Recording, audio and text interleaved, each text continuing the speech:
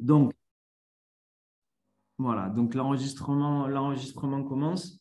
Je vais avoir quelques petits mots introductifs et puis après, je laisserai bien sûr la parole à Anne-Laure. Donc, ben, merci à tous et bienvenue pour ce premier webinaire de l'année de la Technopole Castres-Mazamet.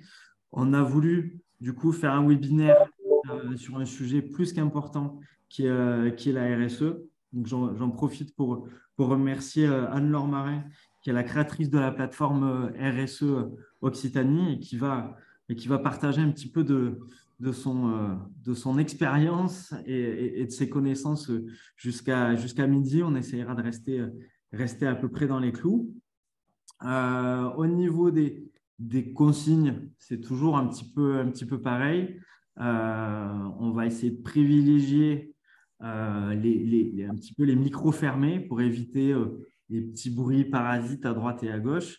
Par contre, ce que je vous conseille de faire, c'est de poser des questions dans la partie chat de Zoom. Et puis, s'il y a besoin d'un peu plus que de l'écrit, bien entendu, vous pourrez réouvrir votre micro et puis poser votre question. Ce webinaire, il est interactif. On l'a imaginé comme ça. Donc, n'hésitez pas à poser toutes vos questions, à réagir. C'est exactement le but de ce format. Donc, j'en ai terminé de mon côté et maintenant, place à Anne-Laure. Merci beaucoup, Alexandre. Écoutez, bonjour à toutes et à tous. Je suis ravie d'être avec vous ce matin, donc sur l'invitation d'Alexandre pour la Technopole Castres-Mazamet. Effectivement, en ce début d'année, la responsabilité sociétale des entreprises est un sujet qui va être de plus en plus présent au cœur des organisations, au vu notamment des directives qui ont été votées en décembre 2022 et qui nous amènent forcément à nous transformer rapidement.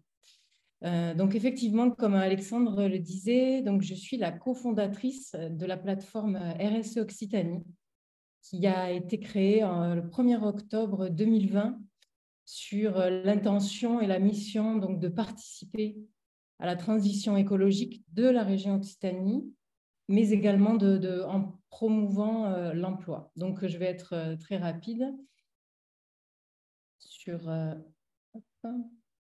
voilà. Donc, les valeurs de la plateforme et puis nos missions sont donc d'inspirer, partager et faire progresser les organisations. Dans un premier temps, c'était l'objectif de mettre en lumière ce qui se faisait déjà en région Occitanie dans les organisations pour faire progresser ce sujet. Parce qu'effectivement, la responsabilité sociétale, c'est un sujet qui est vaste, qui demande à être bien compris et qui demande à être inspiré pour que les pratiques des uns puissent servir aux autres. Donc, 3 piliers, un annuaire. Aujourd'hui, il y a 70 organisations qui sont référencées sur la plateforme. Une bourse d'emploi. Les organisations peuvent publier des offres d'emploi, sachant que l'objectif, c'est aussi de booster la marque employeur. On en parlera tout à l'heure, qui est un des enjeux de l'engagement en RSE. Et le troisième pilier, qui est le collectif Murmuration, dans lequel nous organisons des ateliers, des partages de connaissances, des groupes de travail et où la recherche avec le LabEx Entreprendre suit toutes les organisations de la plateforme dans leur évolution en termes de RSE. Voilà. Donc, on va rentrer dans le cœur de notre sujet qui veut qu'effectivement, there is no planet B. Donc, partie de ce postulat, nous sommes obligés aujourd'hui de transformer nos organisations et effectivement, la responsabilité sociétale, c'est un moyen qui est, de mon point de vue, assez formidable aujourd'hui. Donc, dans sa définition, Pour faire simple, la responsabilité sociétale, elle se traduit par la contribution de l'entreprise aux enjeux de développement durable.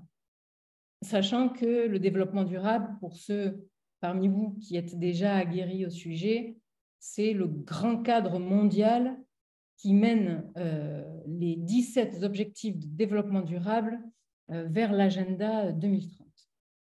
Donc, tout le monde doit participer à ces objectifs de développement durable, dont l'entreprise, qui, dans cet objectif de participer aux objectifs de développement durable, au même titre que les citoyens, au même titre que les institutions, que les associations, toutes les organisations doivent y participer.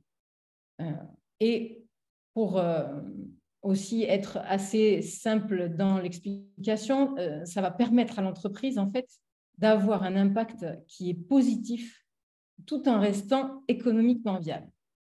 Parce que, effectivement, le pilier économique, sans modèle économique, on ne fait pas de RSE du tout. Donc, c'est tout un ensemble.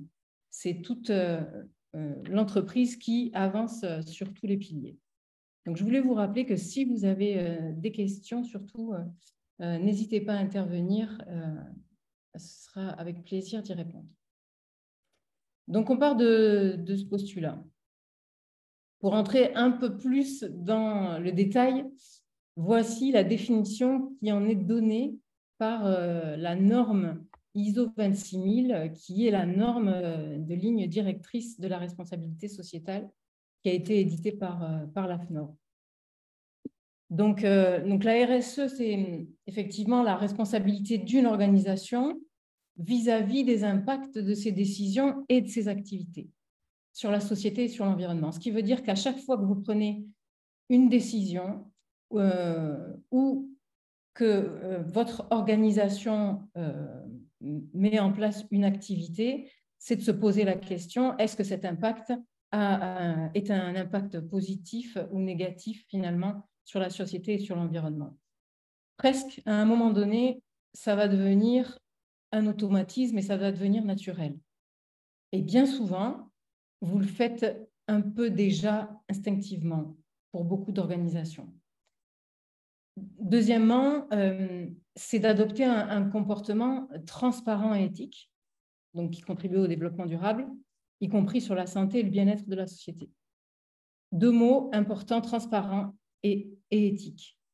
La transparence, effectivement, on va demander à certaines organisations, notamment celles qui sont soumises au niveau réglementaire au rapport de déclaration de performance extra-financière, de publier leur rapport sur leur site Internet. On va devoir être aussi dans des pratiques éthiques et donc cette notion d'éthique rentre dans l'ISO 26000, effectivement dans la loyauté des pratiques. Et ce qui est un peu novateur et ce qui amène à ouvrir l'entreprise sur le monde, mais aussi en interne, c'est cette notion de partie prenante. Donc, ce mot est un petit peu peut rebuter certaines personnes ou créer de l'incompréhension, mais répondre aux attentes des parties prenantes, c'est finalement une des clés. Une des clés de la réussite de la démarche. Et en même temps, c'est un levier formidable et parfois, ça demande de changer nos habitudes, justement, cette ouverture vers nos parties prenantes. On y reviendra après. Et le dernier point, bien évidemment, c'est de respecter les lois en vigueur. Parce que ça n'a l'air de rien, mais une entreprise qu'on accompagne en responsabilité sociétale et pour laquelle on fait un état des lieux, par exemple, parfois, on s'aperçoit que certaines réglementations, l'entreprise doit déjà se mettre au niveau de la flottaison, c'est-à-dire au niveau de la réglementation, avant de vouloir aller plus loin pour avoir des pratiques innovantes. Voilà. Déjà, on se met à niveau sur certains piliers. Et effectivement, si on veut même vraiment dire ce qu'est la responsabilité sociétale, c'est aller au-delà de la réglementation. finalement, une entreprise qui répond exactement à toutes les réglementations, elle ne fait pas forcément de la RSE. On cherche à aller au-delà.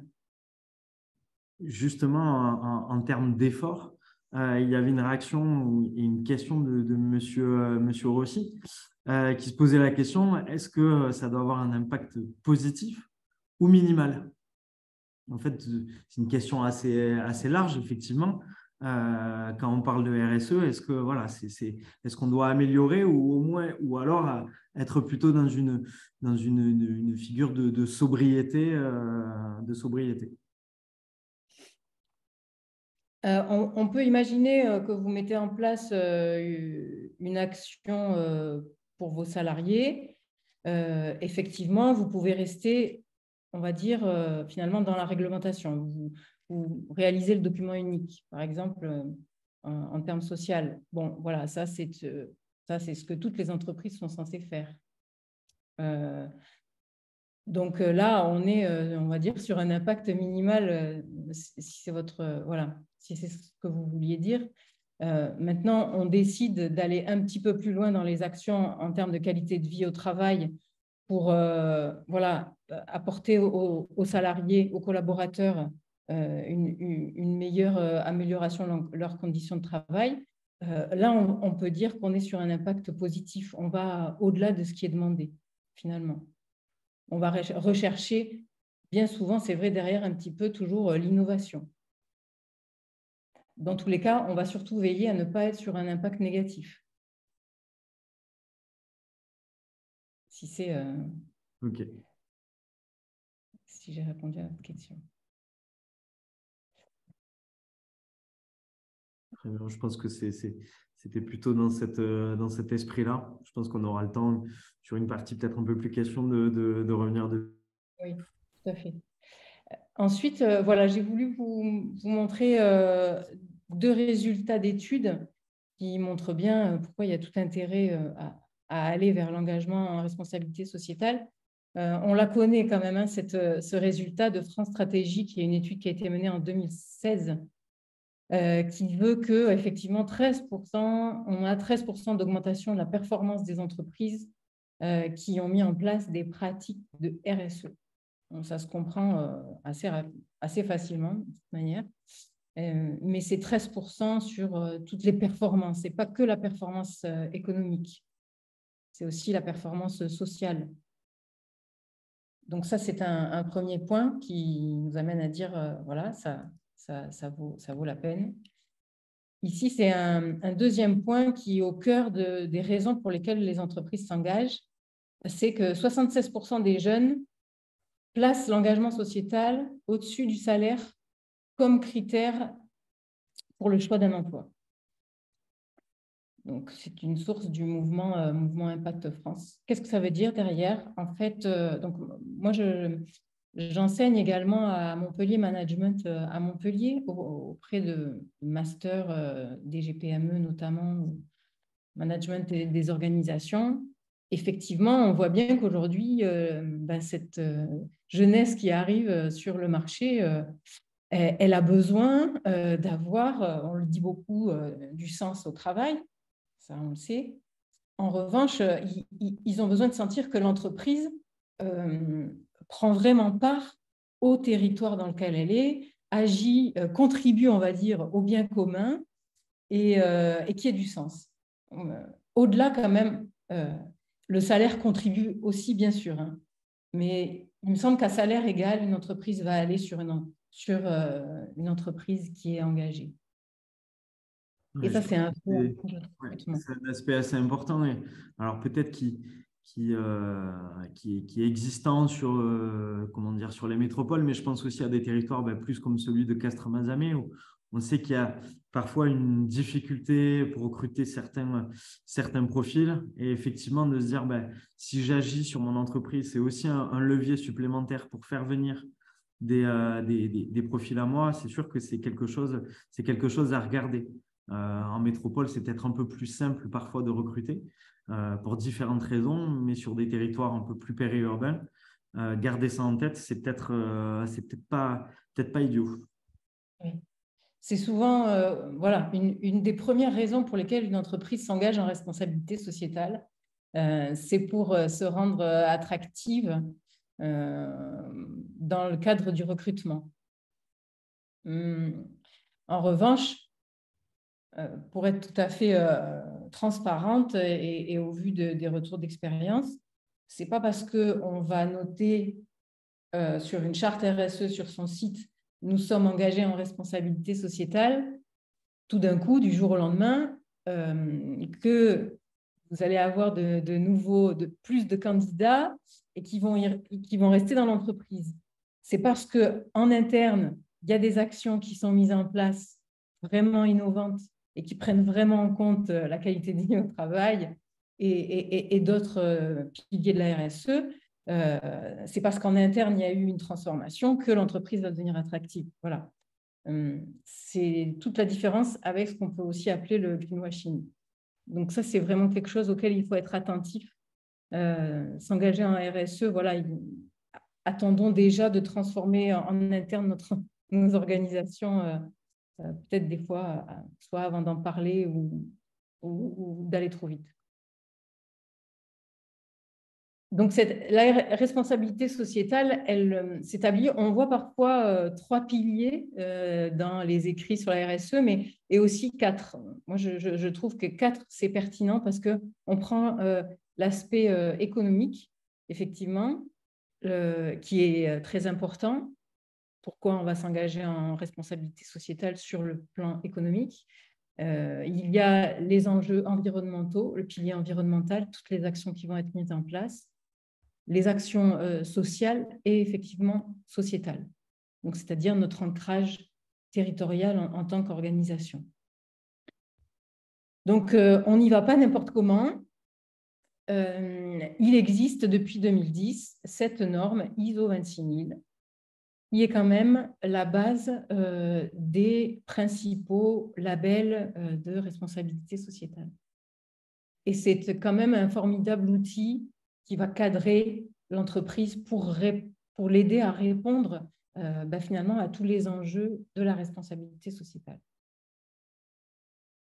J'aurais bien aimé peut-être savoir si certains d'entre vous ont déjà réalisé des diagnostics RSE ou certains d'entre vous sont déjà engagés en responsabilité sociétale.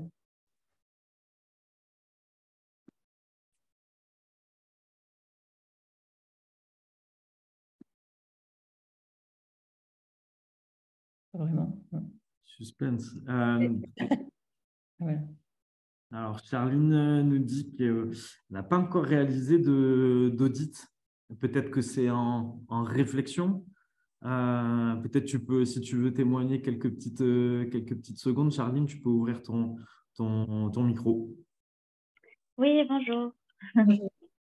Donc, en effet, on n'a pas réalisé d'audit, donc on essaye de mettre plein d'actions en œuvre, mais c'est un peu, on va dire, aléatoire et on n'a pas vraiment de guideline, en fait. On le fait de façon innée. Et ensuite, on est entreprise à mission. Alors après, je ne sais pas si ce sont des choses qui sont reliées ou pas. C'est vrai que du fait de l'entreprise à mission, on a déjà pas mal de points à respecter et des audits en vue pour respecter le fait d'être entreprise à mission. D'accord. Et vous êtes créé depuis combien de temps? On est créé depuis mars 2022. D'accord. Donc, vous avez intégré directement vos objectifs de société à mission, votre raison d'être à la création de l'entreprise? Exactement. On est né entreprise à mission et ça a été dans les statuts dès le départ de la société. D'accord. Bravo. Et vous êtes dans quel secteur d'activité?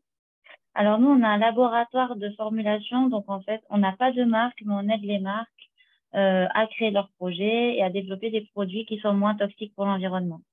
Et donc, le fait qu'on soit entreprise à mission, c'est vraiment tourné environnemental, pas du tout social ou sociétal en entreprise à mission. Par contre, on essaye de mettre en œuvre ce côté social et sociétal au quotidien. D'accord. Donc, il n'y a pas eu d'objectifs sociaux dans les statuts? D'accord, uniquement. Exactement. D'accord, parfait. Uniquement environnemental. D'accord. Alors ça, c'est vraiment très intéressant D'une part parce que nous, en 2022, nous avons eu un groupe de travail justement sur ce sujet de la société à mission, sur la plateforme RSE Occitanie, qui a abouti en décembre par un livrable que je pourrais vous communiquer, Alexandre, si vous voulez, sur la société à mission. Et voilà, avec des éléments de retour d'expérience de ces entreprises qui sont essentiellement à Montpellier, voilà, pour certaines, et qui ont partagé leurs difficultés, leurs réussites en tant que société à mission. Et effectivement, société à mission et RSE, est-ce la même famille ou pas, ou comment relier les deux? En fait, RSE, société à mission, on va dire, sont vraiment complémentaires. Complémentaires parce que, en fait, votre société à mission, elle va vous donner votre boussole, vos objectifs spécifiques à l'ADN de votre entreprise, avec bien sûr l'audit tierce partie qui va avoir lieu dans 2 ou 3 ans. Mais en interne, pour structurer cette politique de société à mission, la responsabilité sociétale, elle va vous aider à la structurer en fait. Et voire même à aller sur ces points sociaux et sociétaux qui sont essentiels pour vous. Donc, vous pouvez mener les deux de front, on va dire. D'accord. Bah, c'est vrai que c'est super intéressant parce que souvent, je me demandais est-ce qu'il faut mettre en place une charte RSE au sein de l'entreprise, sachant qu'on est déjà société à mission, mais c'est vrai que tout ce côté sociétal, nous, on ne l'a pas forcément dans les statuts. Et c'est intéressant de savoir comment mêler les deux, en fait, allier les deux. Oui. Au sein de votre comité de mission, vous allez pouvoir répondre aux objectifs que vous êtes donnés avec la société à mission. Et donc, vous êtes essentiellement sur le pilier environnemental, mais effectivement, c'est difficile de passer à côté du pilier social qui, si demain vous vous développez, vous allez devoir recruter et donc forcément être attractif en termes de conditions de travail. Donc là, en termes de stratégie, c'est difficile de passer à côté. Donc on reviendra après sur, vous pouvez réaliser des questionnaires gratuits pour toutes les structures qui sont présentes. Je vous ai donné plusieurs liens d'auto-questionnaires gratuits dans lesquels vous pouvez avoir votre niveau de maturité. Parce que effectivement, souvent, les entreprises font déjà de la RSE sans le savoir. Donc c'est exactement là où je voulais en venir. C'est un peu comme pour certaines entreprises qui développent de l'innovation sans se rendre véritablement compte qu'elle crée une véritable différence. Ben, pour la RSE, je pense que les constats peuvent être aussi les mêmes. Donc, ça sera bien pour ceux qui le souhaitent, effectivement, de se tester un peu et de l'utiliser de la meilleure des manières par la suite. Ouais. Oui. C'est de se rendre compte que oui, on y est déjà. Ensuite, c'est pas à pas qu'on intègre au bout d'un moment vraiment une stratégie intégrée dans la gouvernance. Aujourd'hui, on a mis un mot sur en fait un modèle d'entreprise, mais effectivement, souvent les dirigeants en font naturellement. En revanche, on parlait de société à mission. Effectivement, c'est depuis la loi Pacte de 2019 qui a édicté la possibilité pour les entreprises de devenir société à mission. Mais surtout, sur la première marche, aujourd'hui, c'est quand même une reconnaissance que la RSE, on ne peut plus dire non, je ne veux pas en faire ou non, ça ne me concerne pas, puisque le Code civil a été modifié et dans l'article 1833, la société doit être gérée dans son intérêt social en prenant en compte les enjeux sociaux et environnementaux de son activité. Donc aujourd'hui, ça a révolutionné quand même le monde de l'entreprise. Peut-être il n'y a pas de sanctions si l'entreprise ne prend pas en compte ces enjeux-là. Mais aujourd'hui, c'est inscrit dans la loi. Et donc, on sent bien que le législateur a l'intention d'amener de plus en plus une gouvernance d'entreprise menée dans cette voie-là. et d'ailleurs avec la capacité de mettre en place une raison d'être sur un deuxième palier. Vous pouvez modifier vos statuts pour intégrer votre raison d'être. Et troisième palier, vous pouvez modifier vos statuts en intégrant votre raison d'être et vos objectifs sociaux et environnementaux. Là où je suis un petit peu étonnée, c'est qu'en général, quand même, on recommande d'intégrer aussi des objectifs sociaux dans la société à mission. Mais bon, après, vous verrez avec l'organisme tiers indépendant ce qu'il vous dit. C'est tout à fait possible d'échanger avec eux si vous avez choisi votre OTI déjà et de préparer en fait la visite de l'OTI, hein, le contrôle de l'OTI en amont. Aujourd'hui, c'est plus un accompagnement qui est réalisé par les OTI auprès des sociétés à mission que par venir et sanctionner, parce qu'effectivement, vous pouvez perdre le statut de société à mission si vous ne respectez pas les objectifs que vous êtes fixés dans vos statuts.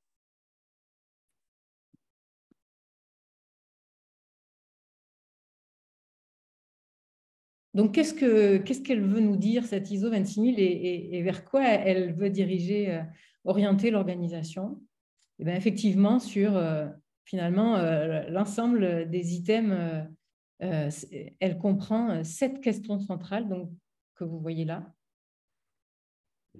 dont au cœur l'organisation, mais au cœur de l'organisation, on parle de gouvernance. Et pour entendre au sein du collectif Murmuration, des organisations qui sont engagées en RSE et qui nous font des retours d'expérience, et au vu de mon expérience de formatrice d'entreprise en responsabilité sociétale, la gouvernance, c'est vraiment le cœur du réacteur en termes d'engagement. Si la direction n'est pas persuadée ou n'est pas engagée, ça risque de faire un flop. Parce que parfois, on voit des personnes en interne, des directeurs RH, des directeurs de communication qui sentent qu'il est nécessaire de s'engager, mais la direction n'est pas vraiment sensibilisée. Et on se rend bien compte que, voilà, là, on parle directement au cœur de l'entreprise. C'est ce qu'on appelle le leadership en termes de RSE. Donc, vous voyez, 7 questions centrales. Les droits de l'homme, les relations et conditions de travail.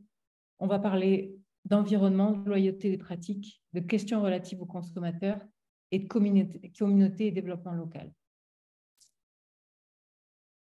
Au sein de ces 7 questions centrales, vous allez avoir des domaines d'action et il y en a 36 au total. Alors, comme je disais à Alexandre, on ne voulait pas rentrer dans un discours trop technique et rentrer dans les 36 domaines d'action de l'ISO 26000 au peur de vous perdre. Mais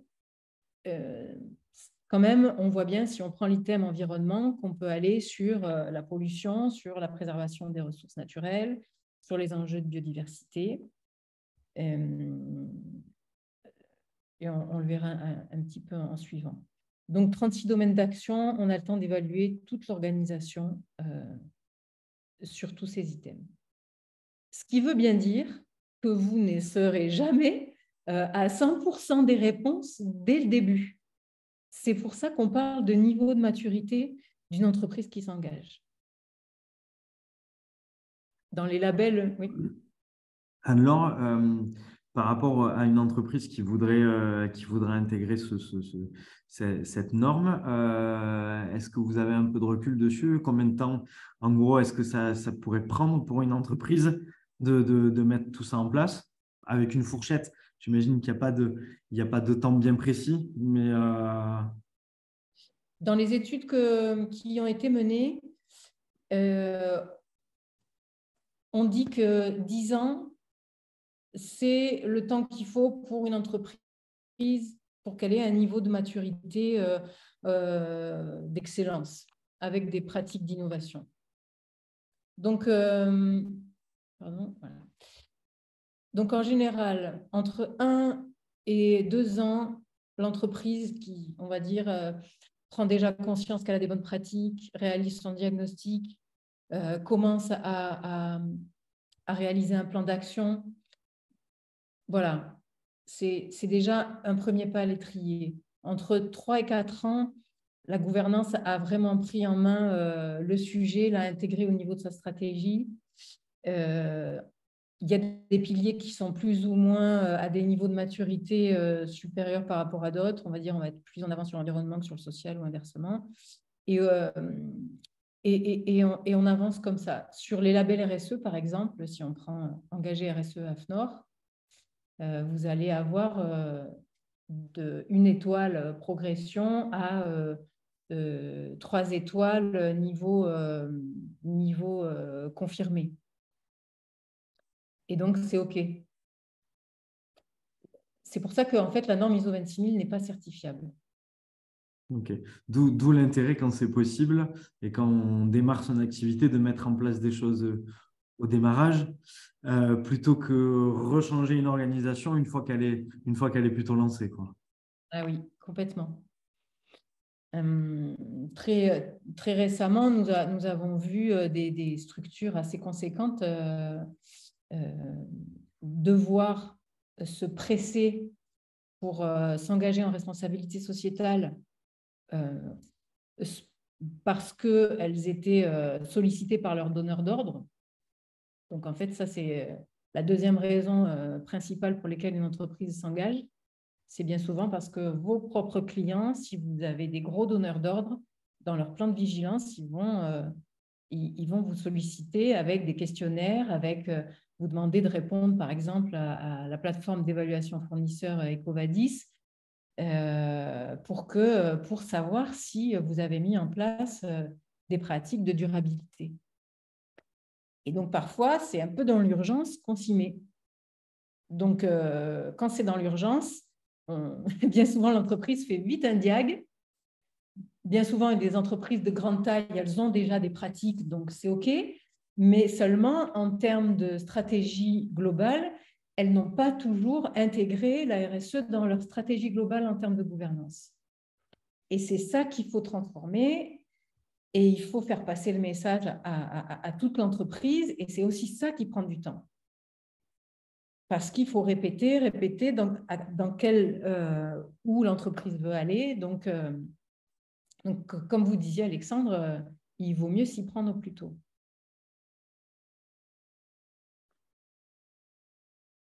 Donc, comment mettre en place finalement cette démarche RSE? Alors ça, c'est une présentation assez idéale des choses. Bien souvent, ça ne se passe pas comme ça. Dans l'idéal, on pourrait se dire c'est la direction, la gouvernance qui se dit nous allons, au vu de nos visions et notre vision et nos valeurs, s'engager en responsabilité sociétale, intégrer les enjeux, les objectifs de développement durable. Et à partir de là, nous allons réaliser un diagnostic, un plan d'action, mettre en place des indicateurs. Donc ça, on parle déjà de structuration. On va déployer la démarche en développant des compétences, en innovant, en accompagnant la transition. Et en dernier lieu, on va communiquer. C'est-à-dire qu'on va être labellisé, on va réaliser une charte RSE ou une déclaration de performance extra-financière. Voilà. Donc ça, c'est l'idéal. Et pendant tout ce temps-là, la flèche que vous voyez en bas, ça, c'est essentiel. On dialogue avec nos parties prenantes et on intègre les attentes de nos parties prenantes dans notre stratégie RSE. Donc ça, c'est l'idéal. Bien souvent, dans la réalité, ce n'est pas comme ça. C'est souvent, on commence directement par le diag. On regarde où est-ce qu'on en est en termes de maturité. Et ensuite, on va se doter d'outils de pilotage RSE, comme la matrice de matérialité, la cartographie de parties prenantes. Tous ces outils qui sont un peu des mots un peu qui font peur, mais qui ne sont pas si méchants que ça et qui permettent d'affiner notre stratégie. Et on fait des allers-retours entre les premiers carrés et les deuxièmes pour réaliser notre plan d'action avec ce qui est indispensable, c'est-à-dire des indicateurs. Une démarche RSE n'est crédible que si elle a des indicateurs pilotés. Et je comprends, et un des freins, c'est bien souvent que les TPE-PME, et si vous avez des retours par rapport à ça, n'hésitez pas, en termes de ressources et de temps, ce n'est pas toujours simple. C'est souvent un des freins de la démarche RSE, c'est que pour faire tout ça, il faut du temps, il faut se poser, il faut parfois avoir des ressources, et ce n'est pas toujours évident. Donc, je ne sais pas si parmi vous, vous avez des retours d'expérience par rapport à ça. Des structures qui souhaitent mettre en place une démarche RSE, mais est-ce qu'on a le temps? Est-ce que... Alors, je vois, je me permets d'interpeller peut-être une personne. Carole, je ne sais pas si tu es toujours devant Carole Couer, si tu es toujours devant l'écran. Oui. Mais peut-être que dans ta structure, il y a déjà des choses qui se mettent en place. Alors oui et non. C'est-à-dire que oui, l'objectif, ça serait de... En fait, bon, moi, j'ai intégré une entreprise depuis pas longtemps, un peu plus d'un mois, qui est spécialisée dans toutes les technologies de valorisation de gaz, donc de tout ce qui est biogaz. Et effectivement, cette entreprise, elle a grandi en peu de temps. Aujourd'hui, on est 37, mais il n'y a pas longtemps, on était beaucoup moins. Parce que le marché est présent. Donc, on est plutôt bon dans tout ce qui est technique, puisqu'on a une équipe qui est surtout composée d'ingénieurs, de techniciens, d'experts. Même le DG, c'est un ex-technicien, entre guillemets. Par contre, on a, alors à part moi, du coup, depuis peu, on a très, très peu de moyens plus transversaux et moins techniques. Et pour autant, on voit bien que tous nos partenaires, y compris les partenaires financiers, commencent de plus en plus à nous taquiner sur les aspects RSE. Donc, en fait, je suis totalement dans cette position-là. C'est que oui, on est conscient qu'il va falloir qu'on s'y mette et qu'on présente à nos partenaires, clients, fournisseurs, qu'on ne fasse pas de blanche, entre guillemets, et qu'on leur dise qu'on s'engage là-dedans. Mais par contre, ça nous affole beaucoup par rapport aux moyens, ouais. Au temps, aux moyens qu'on devra y allouer. Donc, c'est un peu pour ça que je suis là aujourd'hui, parce que ça m'intéresse beaucoup, du coup, d'en apprendre plus. Mais je ne sais pas trop comment je vais arriver à le faire passer en interne, ouais. Oui, merci beaucoup pour votre témoignage et bravo pour cette belle entreprise qui, oui, je pense, a un bel avenir devant elle, puisque vous êtes au cœur de l'innovation et des attentes du marché, finalement.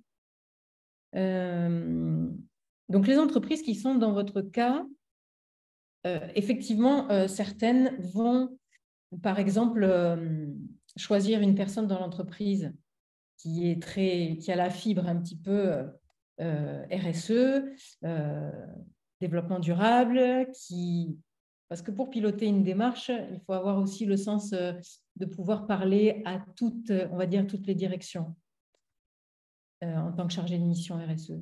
Donc, quelqu'un qui arrive à rassembler. Et bien souvent, donc, les entreprises vont nommer soit le directeur RH, soit le directeur communication, souvent. C'est la personne qui se charge de la com, qui va avoir la mission RSE. Pourquoi? Parce que la communication extérieure va être sollicitée sur qu'est-ce que vous faites en démarche RSE. Donc, voilà. Donc, vous allez avoir une personne qui a déjà un poste et qui va se voir rajouter les missions RSE. Oui. Ouais, alors c'est un peu mon cas justement, puisque même si je ne suis pas là depuis longtemps, donc moi, j'ai une casquette responsable développement, mais aussi relations presse, relations extérieures. Et effectivement, c'est un peu naturellement, mais parce qu'aussi personne d'autre en interne on a cette fibre-là, je pense aussi, c'est un peu naturellement que ça m'est un peu tombé dessus.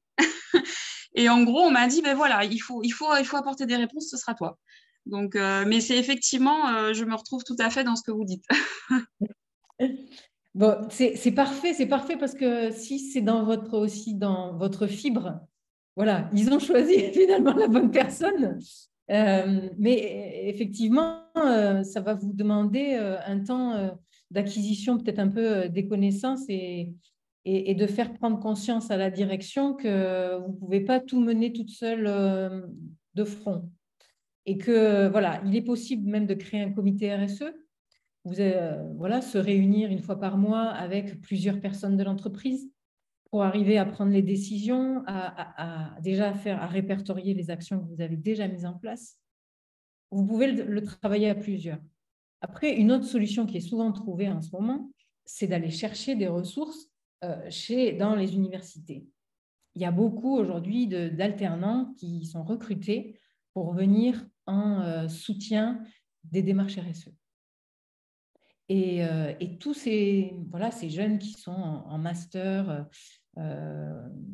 nous, par exemple, nous avons une alternante qui est à Toulouse Business School et qui nous aide aussi sur notre démarche RSE à la plateforme RSE Occitanie.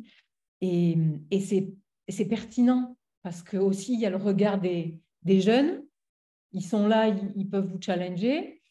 Et c'est vrai qu'il faut produire des ressources documentaires si vous allez devoir vous labelliser ou même passer société à mission. Société à mission, à un moment donné, il faut piloter les indicateurs, donc il faut faire du documentaire. Et ça peut être une solution.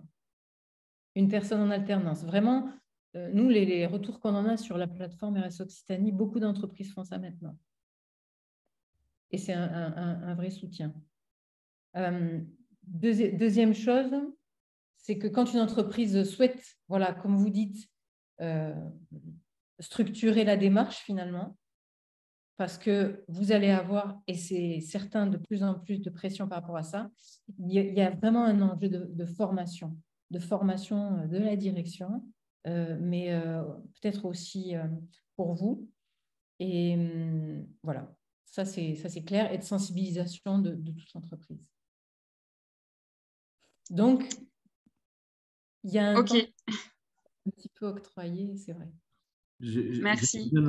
J'aimais bien le côté, on fait déjà le point par rapport à ce qu'on fait. En fait, je pense que c'est se dire aussi, bon, effectivement, on l'a dit tout à l'heure, il y a des boîtes qui intègrent déjà des notions de RSE sans forcément y faire attention. Et du coup, le fait de faire ce diag, c'est se dire aussi, la marche pour aller au niveau au-dessus, elle n'est peut-être pas si grande parce qu'on a déjà commencé. Et peut-être que c'est ça aussi qui peut peut-être rassurer une organisation, c'est de se dire, bon, on le fait. Si on veut pousser, améliorer notre image auprès des donneurs d'ordre, la marche n'est pas si haute au final. Oui. Et c'est OK dans l'évolution marche par marche de commencer comme ça. Hier, nous avions justement une réunion avec les entreprises engagées et il y a eu des échanges assez pertinents. D'un côté, on parlait actions mises en place. Chacun a des actions un peu par-ci, par-là qui montrent quand même qu'il y a une empreinte RSE. Et d'autres disaient, OK, mais à un moment donné, toutes ces actions-là, il va falloir, mais ça c'est au bout de 2-3 ans souvent, se poser au niveau de la direction et en faire une vraie stratégie. Et à ce moment-là, l'entreprise, elle prend dans son ADN vraiment la patte RSE et elle va en plus faire de l'amélioration continue. Voilà. Donc, il ne faut vraiment pas oublier ce passage par l'aspect stratégie et gouvernance. Mais c'est dans un deuxième temps. Pour ma part, j'accompagne la Fédération du monde de la propreté. Donc c'est pour ça que les fédérations aussi ont un vrai rôle dans l'engagement sociétal des entreprises. Et ça a été recommandé même par France Stratégie sur la plateforme RSE. Les fédérations maintenant proposent des parcours spécifiques à leur secteur, des parcours RSE qui vont permettre à l'entreprise sur 1 an de faire un diag et d'être formé en fait sur les enjeux environnementaux, sociaux, sociétaux, de stratégie pour arriver à éventuellement avoir un label. Donc, parfois, c'est intéressant d'aller voir dans vos fédérations qu'est-ce qui est proposé parce qu'elles y réfléchissent toutes, parce que c'est vraiment une de leurs responsabilités. Et même en termes de coûts, ça peut parfois, ça peut être vraiment avantageux de passer par la fédération. Et donc, on accompagne chaque année entre 10 et 20 entreprises, notamment du monde de la propreté, par exemple, qui sont donc des entreprises de nettoyage, de toute taille. Ça va de la TPE au grand groupe. Et effectivement, c'est absolument fabuleux de voir comment au début, il y a des craintes, des freins, des peurs de manquer de ressources. Et quand l'entreprise, au fur et à mesure qu'elle est formée et qu'elle se sent légitime, alors là, elle est prête à mobiliser non seulement la direction, mais aussi les collaborateurs. Et même s'il y a des réticences en interne, parce que bien évidemment, ça peut arriver en interne, la gestion du changement fait peur, ça passe beaucoup mieux. Donc, la formation est quand même, de mon point de vue, indispensable.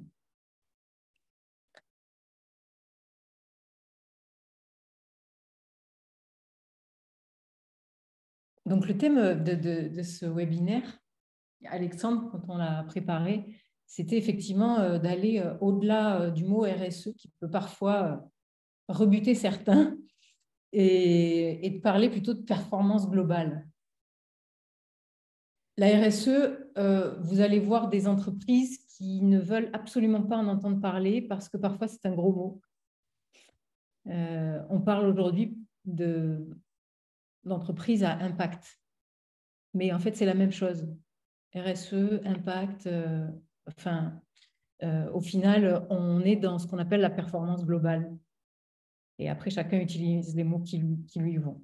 Donc, dans la définition de la performance globale, on parle d'une approche qui finalement est globale de la performance, permet de prendre en compte l'ensemble des impacts positifs ou négatifs de l'entreprise sur la société et l'environnement. Et donc, la RSE est un facteur de performance globale pour l'entreprise qui va la conduire à mieux appréhender et maîtriser ses risques. Merci pour... Donc, finalement, quand on parle de performance globale, de quoi parle-t-on? De plus en plus, on va parler même de durabilité. Une entreprise a une démarche de durabilité, elle va devoir même rendre des rapports de durabilité avec cette nouvelle réglementation qui arrive et qui inclut la concertation avec les parties prenantes sur les 4 dimensions. Si on voit la définition de l'ADEME, la performance globale, elle doit conduire à appréhender une organisation au-delà de la performance économique. C'est exactement ce qui est attendu en responsabilité sociétale. On va aller au-delà de la performance économique. On parle beaucoup, je pense que Alexandre, ce sont peut-être des sujets que vous évoquez, du capital immatériel d'une entreprise. Aujourd'hui, c'est vrai qu'on ne parle bien souvent encore que de performance financière des structures. Le monde de l'expertise comptable est en train de se révolutionner quand même, puisqu'on parle de comptabilité verte, d'intégration d'indicateurs de performance extra-financière dans les bilans. C'est difficile de faire... oui, allez-y. Ça tombe très bien parce qu'il me semble que nous avons 2 experts comptables qui sont connectés, Mathieu ou Gérard. Est-ce que c'est des choses qui font écho effectivement à l'évolution de votre métier? C'est vraiment les prémices. Et effectivement, nous, on le vit. Alors, on a vu apparaître dans les cotations Banque de France, en fait, cette notion de RSE. Mais c'était la nouvelle cotation Banque de France qui est rentrée en vigueur l'an dernier. Mais aujourd'hui, on ne sait pas encore comment ce sera. On ne connaît pas les critères qui vont être pris. Alors, c'est vrai que, je veux dire, on le voit, nous, au travers des entreprises que l'on rencontre, effectivement, cette démarche RSE qui veut se mettre en place, mais effectivement, aujourd'hui, qui est un peu mis en berne parce qu'on a des problèmes énergétique. Enfin, voilà, il faut gérer tout ça, mais on rentre là-dedans. On traite le RSE avec les problèmes énergétiques aussi. Enfin, tout est lié. Mais bon, c'est vrai qu'en termes d'expertise comptable, on entend ces mots et sûrement on nous demandera de mettre des indicateurs prochainement dans les entreprises. Mais voilà, aujourd'hui, c'est les balbutiements. Mais par contre, qui concerne nos tailles de dossier. Oui, pour nos tailles de dossier, oui, puisque nous, on est sur de la PME. Oui, il faut peut-être rappeler effectivement certain. Mais par contre, même dans nos PME, bien sûr que la démarche RSE, les questionnements sur les entreprises à mission, je vous entendais dire, faire le parallèle, effectivement, voilà, c'est des choses dont on entend beaucoup et sur lesquelles on est sollicité aussi en tant qu'expert comptable. Oui, complètement. D'ailleurs, sur la cotation bancaire, apparemment, il y a eu environ 3500 questionnaires qui ont été... Enfin, la Banque de France a évalué plus de 3500 entreprises sur leurs critères ESG. Hein. On va simplifier RSE, mais ESG, environnementaux, sociaux et de gouvernance. Et elle compte élargir cette cotation à plus d'entreprises pour pousser les entreprises à piloter ces indicateurs-là. Effectivement, les banques aujourd'hui sont soumises aussi à une notation des entreprises pour octroyer des prêts. On va dans ce sens-là. En tant qu'expert comptable, effectivement, une entreprise qui va vouloir modifier ses statuts, rien que pour intégrer une raison d'être ou la société à mission, elle va peut-être venir vous voir en premier lieu. Et donc, c'est vrai que modifier ses statuts, c'est rapide à faire dans le cadre de la société à mission. Mais en revanche, en fait, réfléchir à sa raison d'être et à ses objectifs sociaux et environnementaux, c'est un vrai accompagnement. Il y a une vraie opportunité pour vous aussi d'accompagner ces entreprises sur ces enjeux parce qu'on dit qu'il faut pratiquement 6 mois pour réfléchir à quels objectifs sociaux et environnementaux, quelles raisons d'être on met en œuvre. Parce que ça se joue directement avec la stratégie globale de l'entreprise.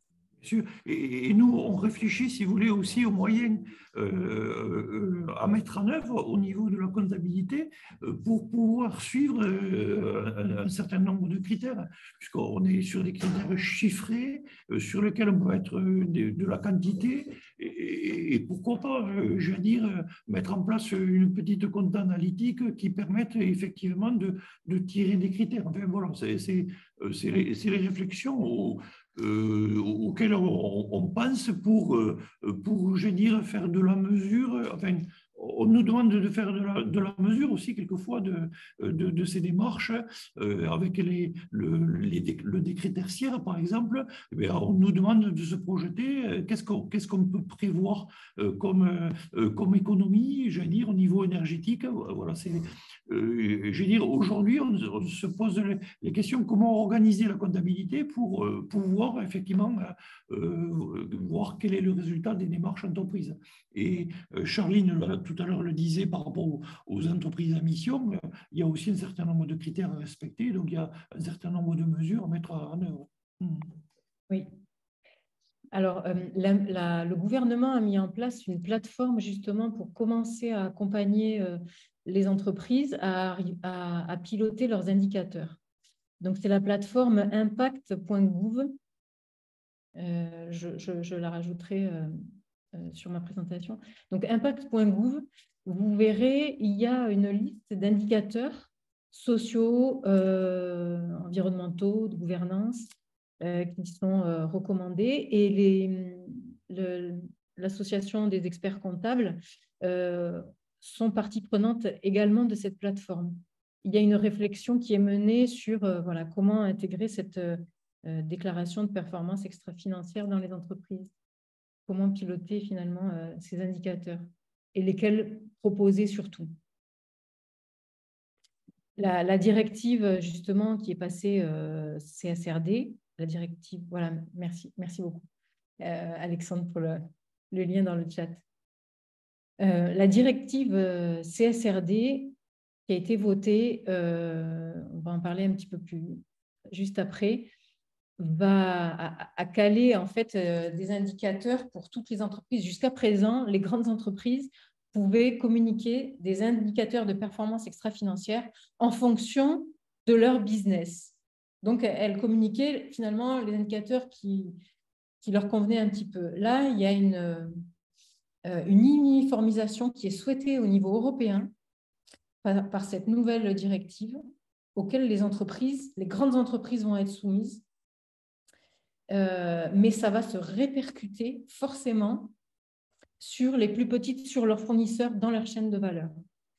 C'est pour ça qu'il y a une accélération du mouvement en ce moment, parce que la réglementation se renforce, les seuils sont abaissés et les plus petites structures, même jusqu'au TPE, il va y avoir une répercussion.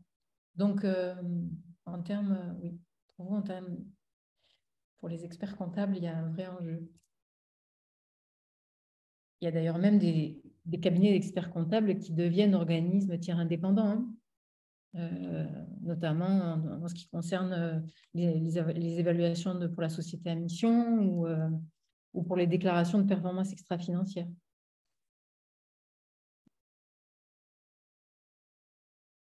Donc finalement, si on voulait se dire, si on devient une entreprise plus durable, plus responsable, qu'est-ce que ça veut dire au final? Eh bien, une entreprise qui est responsable, elle va être plus innovante parce que le fait de communiquer, d'être ouvert sur ses parties prenantes. Donc, quand on parle de parties prenantes, de quoi parle-t-on?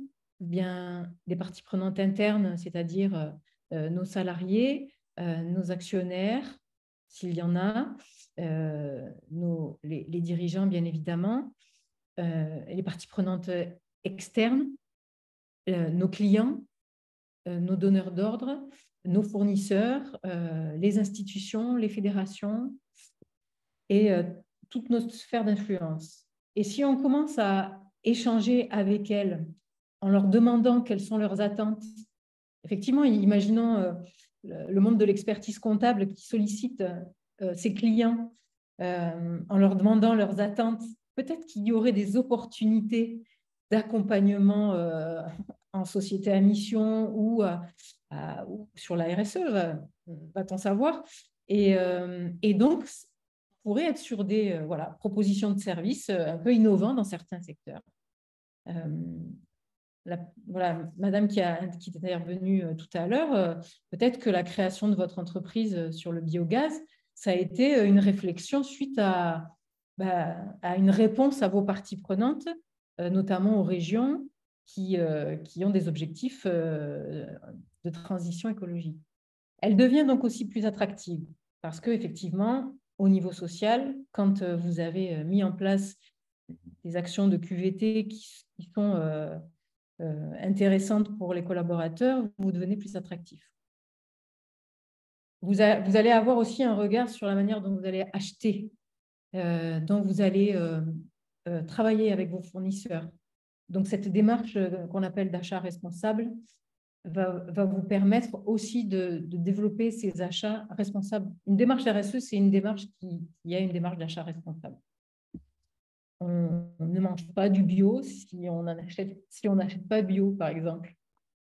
Donc, on ne devient pas entreprise RSE si on ne travaille pas aussi avec des fournisseurs qui sont dans cette démarche ou au moins qui ont intégré des critères environnementaux, sociaux.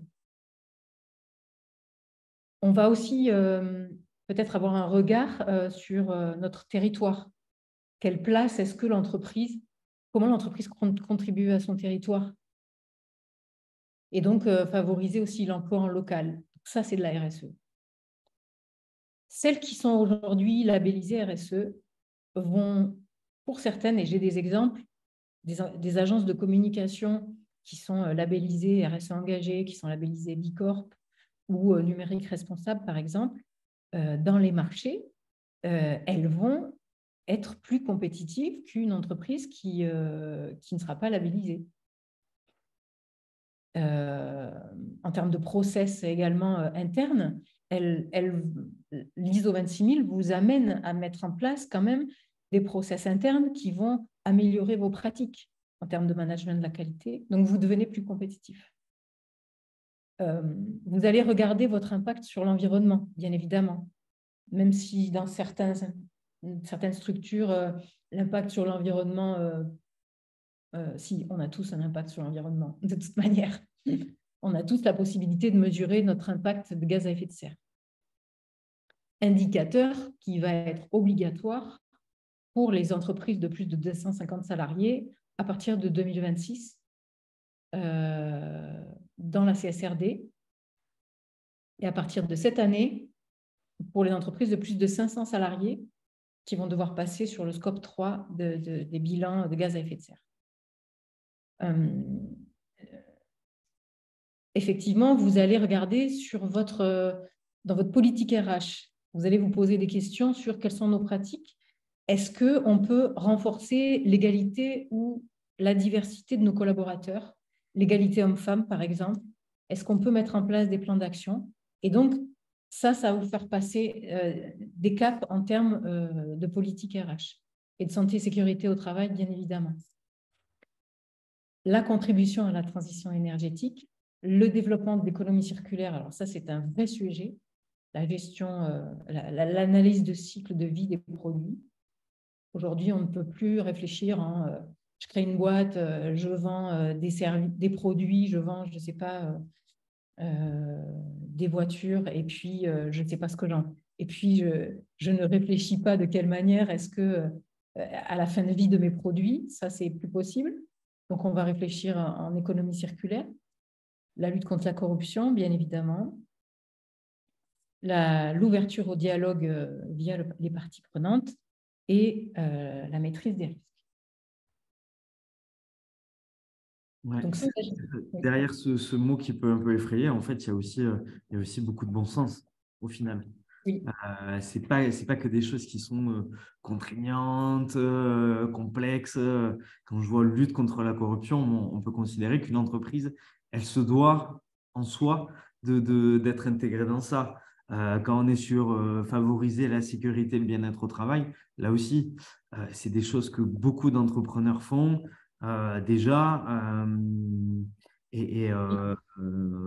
Être ouverte au dialogue et collaboratif, bon, ça aussi, au final, c'est beaucoup de bon sens. Alors certes, l'économie, quand on est sur la partie contribuer à la transition énergétique, ça peut déjà être un peu coûteux. Il peut déjà y avoir des investissements, mais pour beaucoup d'actions, il y a peu d'investissements financiers et même en temps à réaliser au final. Oui, oui, tout à fait. Ça, c'est déjà valorisable. Oui. Et effectivement, il y a beaucoup de bon sens. L'avantage de cette démarche, finalement, c'est que jusqu'à présent, les entreprises fonctionnaient sur un mode basé sur l'aspect financier. Donc, et notamment dans les TPE, PME, on a tendance à avoir la tête dans le guidon, notamment pour les dirigeants. Et là, en fait, la seule chose, c'est qu'on demande aux dirigeants de prendre un peu de recul et de se dire, voilà, on va regarder tous les impacts des décisions que l'on prend, on va regarder dans notre organisation et voir de quelle manière est-ce qu'on peut la faire progresser sur tous ces items, finalement. Mais il est vrai que ça demande un temps de pause et un temps aussi pour se fixer des objectifs. Mais c'est tout à fait réalisable. Donc, effectivement, la performance globale, comme vous disiez, Alexandre, en fait, c'est le moyen d'avoir des informations en fait, précises sur tous les aspects de l'entreprise, en intégrant aussi les objectifs des parties prenantes internes et externes. Donc, on va avoir une prise de conscience globale, finalement, de notre entreprise.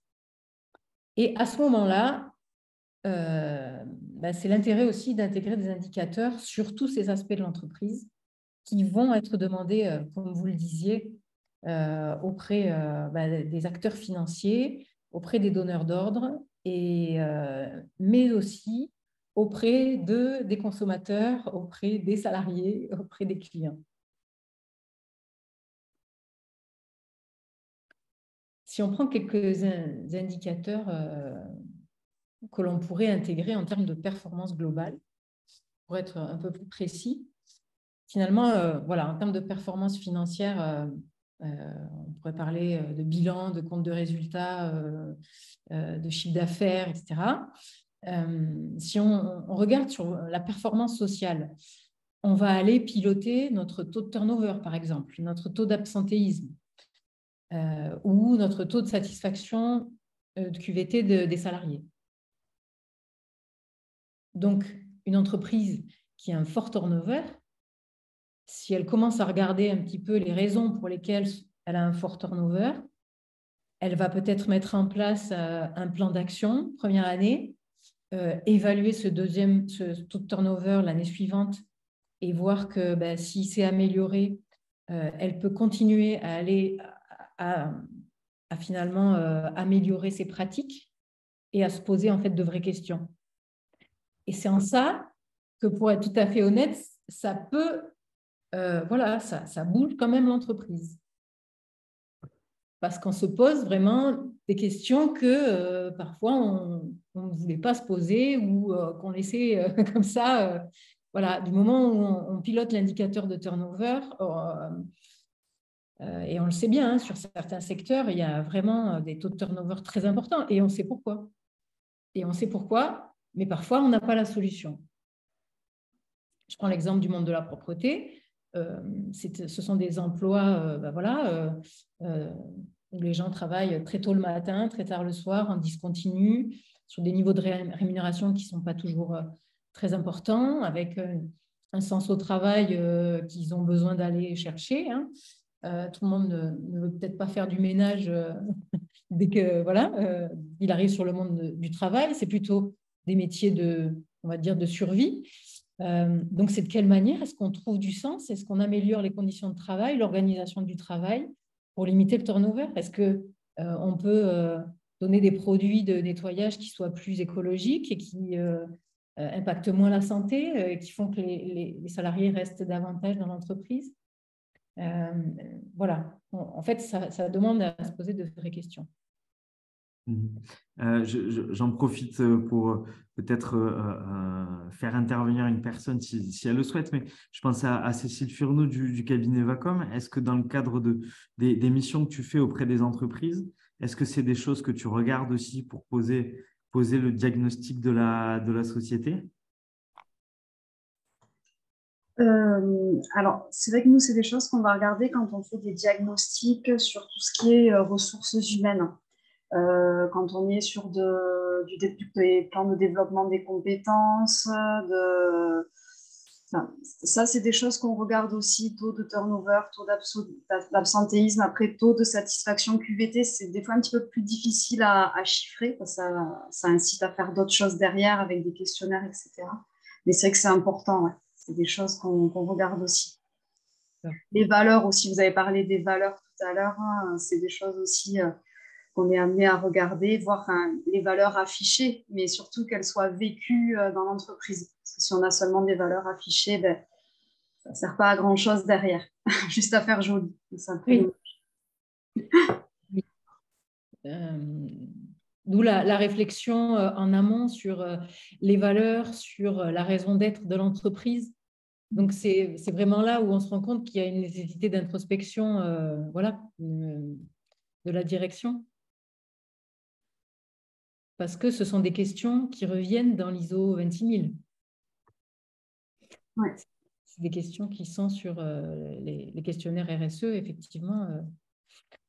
Donc, le taux de satisfaction, oui, c'est intéressant ce que vous disiez, c'est qu'effectivement, derrière, il faut être prêt à envoyer, à vouloir avoir des réponses sur la satisfaction des salariés en termes de QVT.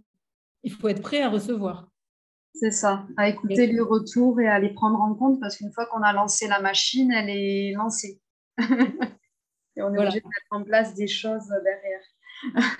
Oui, Et ça, c'est très vrai parce que c'est vrai que parfois, dans les questionnaires RSE, par exemple, il peut y avoir des niveaux de maturité un peu plus bas, par exemple, sur le pilier social.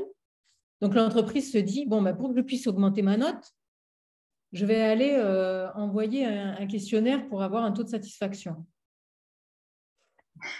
Sauf que derrière, voilà, il faut être prêt à, comme vous disiez, à écouter, à entendre et surtout à mettre un plan d'action en œuvre pour améliorer les choses. Et en même temps, s'engager en responsabilité sociétale, c'est aussi ça, et c'est ce qui nous amène à progresser et à être plus attractifs. Mais ça ne se fait pas en 2 jours, effectivement. D'ailleurs, pour la petite histoire, il y a des entreprises qui sont engagées en responsabilité sociétale, voire même en société à mission, et qui ont encore des difficultés de recrutement. Donc, parfois, on peut se poser la question, mais alors, qu'est-ce qu'il faut faire?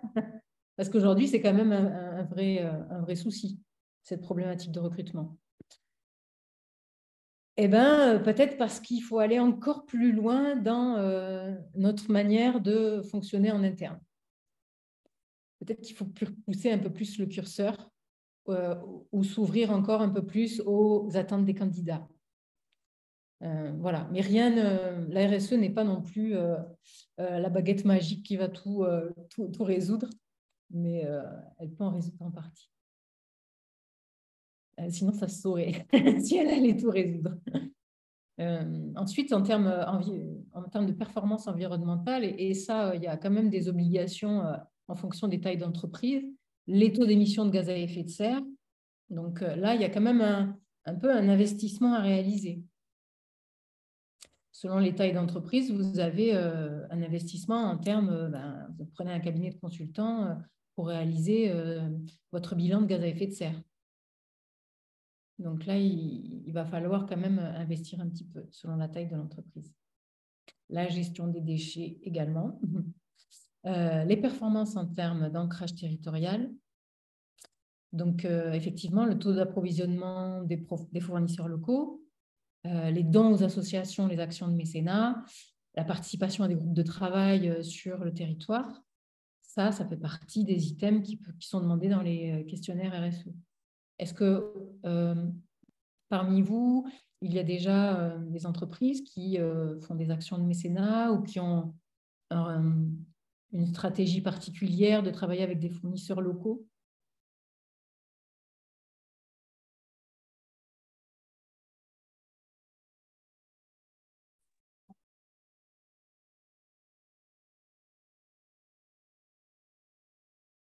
Je suis sûr qu'il y en a.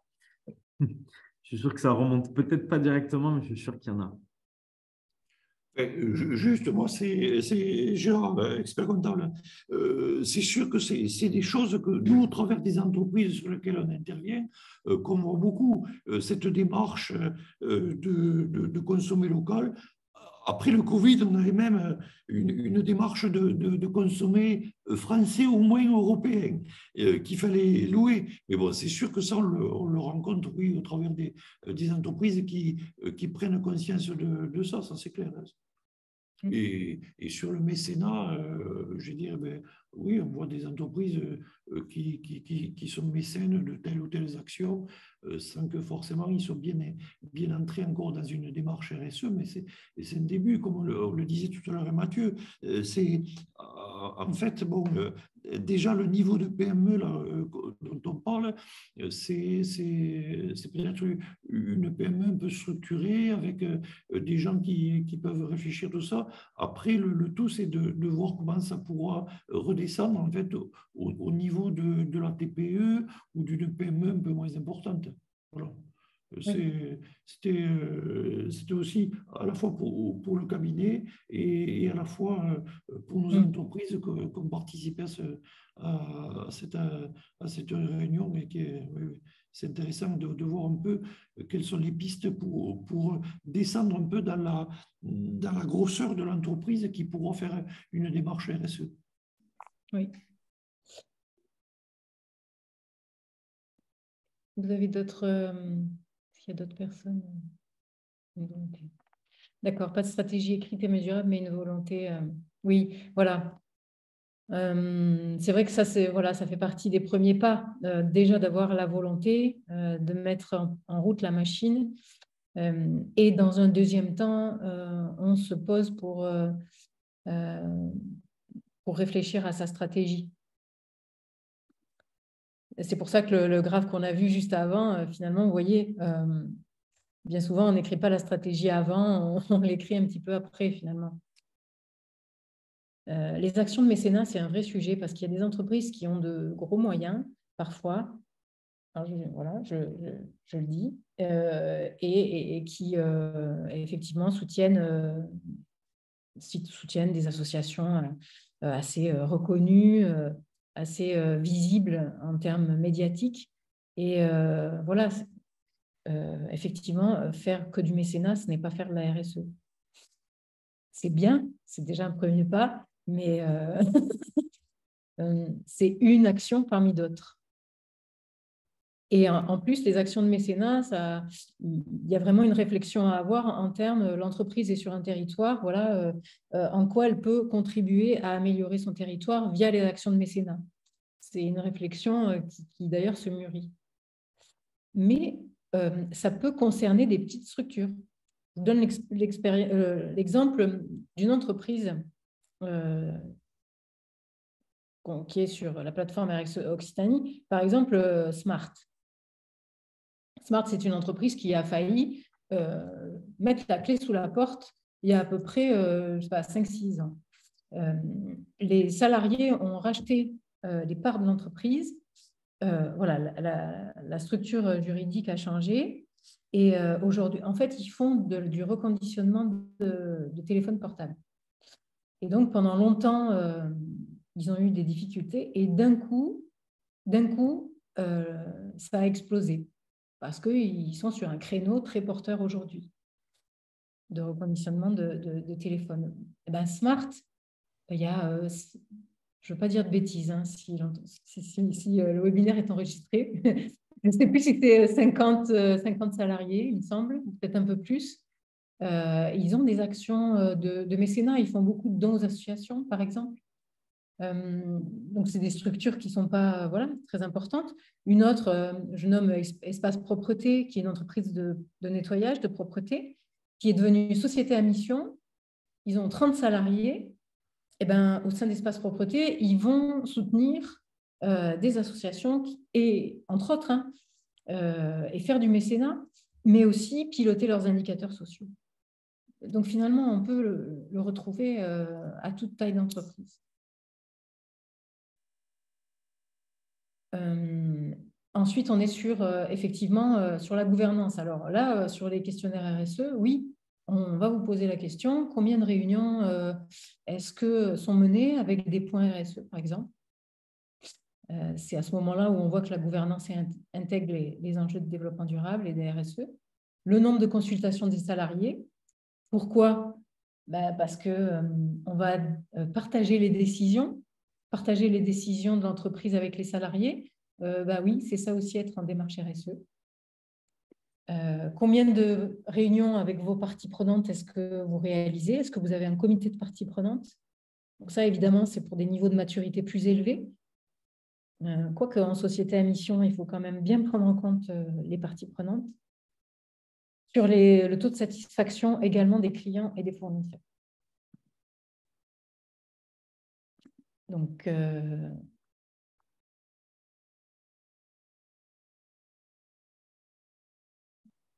si on peut effectivement résumer un petit peu, donc c'est vrai que la démarche RSE, c'est quand même une démarche de long terme. On peut mettre en place des actions à court terme, mais l'objectif, c'est d'avoir une vision à 3-5 ans avec une vraie boussole, mobilisant en fait toute l'entreprise pour répondre aux défis du monde d'aujourd'hui, parce que c'est même plus de demain, parce qu'au vu des rapports du GIEC, c'est plutôt aujourd'hui, à la viabilité de l'entreprise et à la métamorphose qui est demandée. Effectivement, c'est une démarche qui est aujourd'hui incontournable, même si elle peut prendre des noms différents, ce qu'on disait tout à l'heure. Entreprise durable, entreprise à impact, entreprise en RSE. Quoi qu'il arrive, l'important, c'est d'y aller. Voilà. Donc, avec Alexandre, est-ce que vous avez des questions, peut-être des remarques?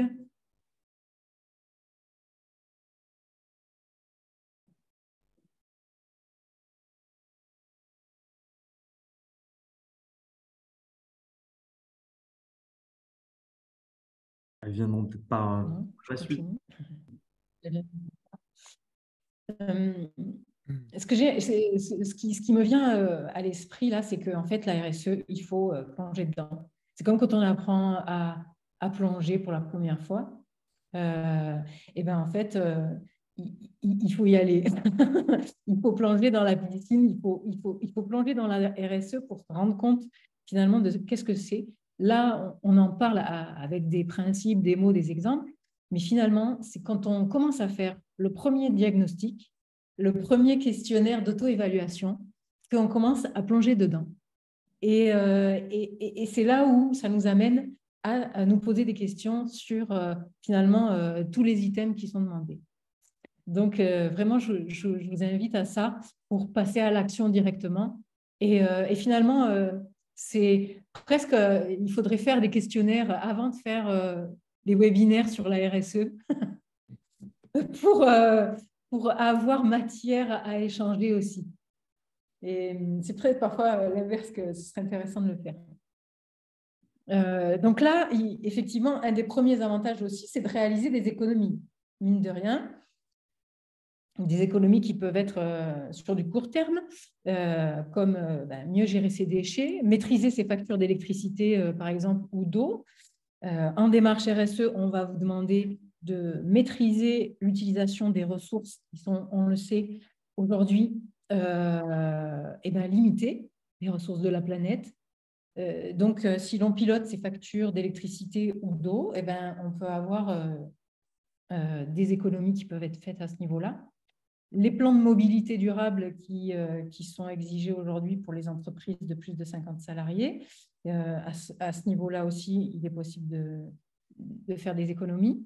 Réduire la consommation de papier, on le sait, plusieurs entreprises aujourd'hui enlèvent presque les imprimantes. J'en connais en démarche RSE des agences de communication qui ont supprimé l'imprimante ou bien il n'en reste plus qu'une et on l'utilise le moins souvent. Il y a souvent un vrai débat autour de l'imprimante et des débats en général assez actifs, notamment quand après on touche à la partie Green IT. Est-ce qu'il vaut mieux imprimer? Est-ce qu'il vaut mieux aller voir? Est-ce qu'il vaut mieux consulter un document en ligne? Il y a un vrai débat dessus. C'est vrai. C'est vrai que du coup, là, on va évoquer les questions de numérique responsable. Parce qu'effectivement, là, pour le coup, le numérique, on est tous concernés. Et d'ailleurs, aujourd'hui aussi, en étant en visio et en webinaire, ça va être demain aussi, les grandes entreprises vont devoir rendre des comptes sur leur impact numérique. Donc, l'utilisation effectivement de matériel reconditionné, on le dit, sur le numérique responsable, à votre avis, qu'est-ce qui est le plus impactant qu'est-ce qui est le plus impactant au niveau du numérique responsable?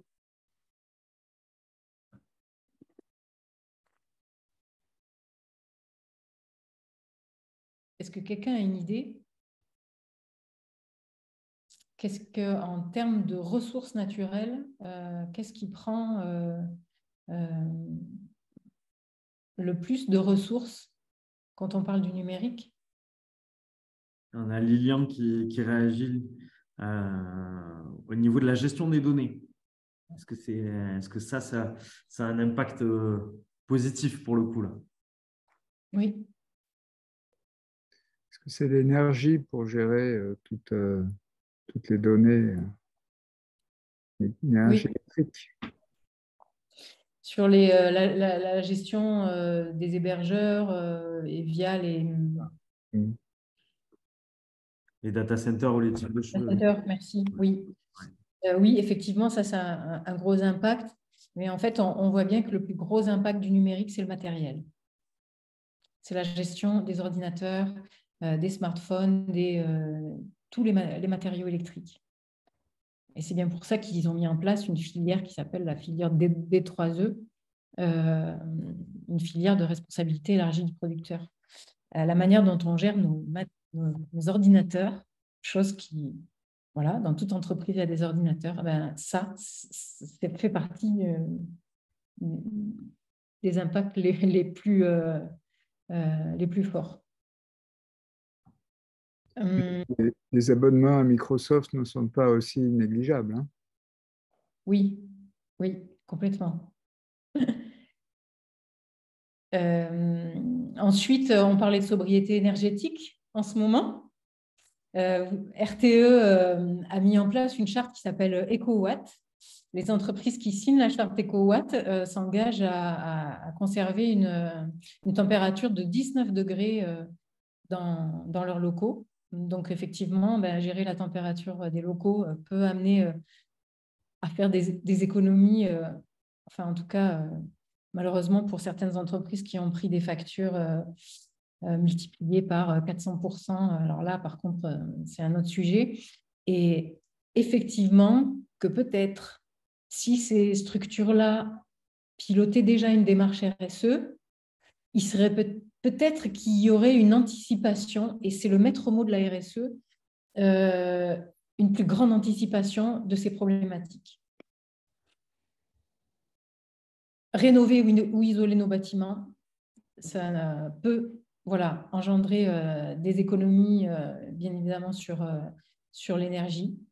Et il y a aussi des énergies à plus long terme, des économies, pardon, à plus long terme, qui sont la limite du coût du turnover. Si on améliore nos pratiques de recrutement, nos pratiques managériales, nos gestions des compétences, si on renforce l'engagement des collaborateurs, vous allez avoir un taux de turnover en espérant qu'il va baisser. Et les coûts cachés d'un turnover, on le sait, sont énormes. Et donc, à ce niveau-là, on peut faire des économies, effectivement.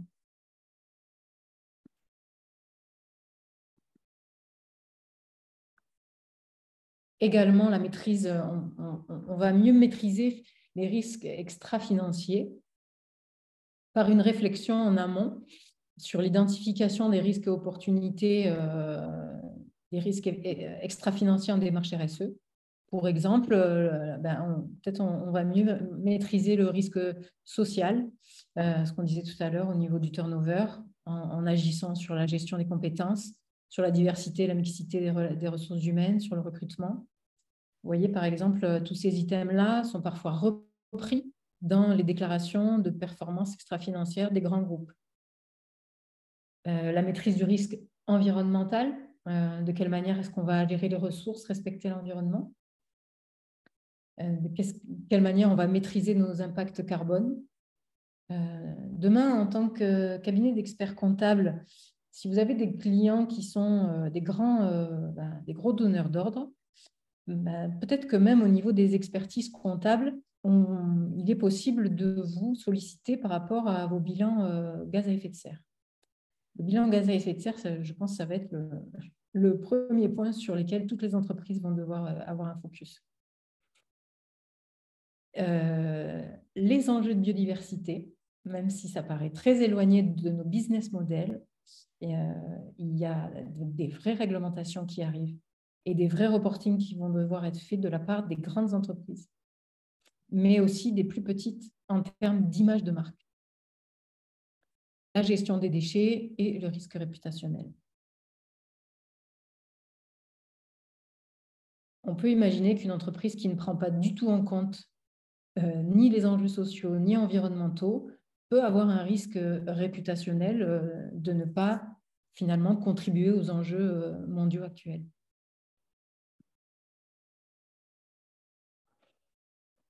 Le troisième avantage de la démarche RSE, c'est de répondre finalement au mieux, ouvrir l'entreprise la rendre la plus agile possible et la plus durable possible pour que les business puissent perdurer le plus longtemps. Il y a souvent l'image de soit on prend ce train-là, soit on reste sur le quai de la gare.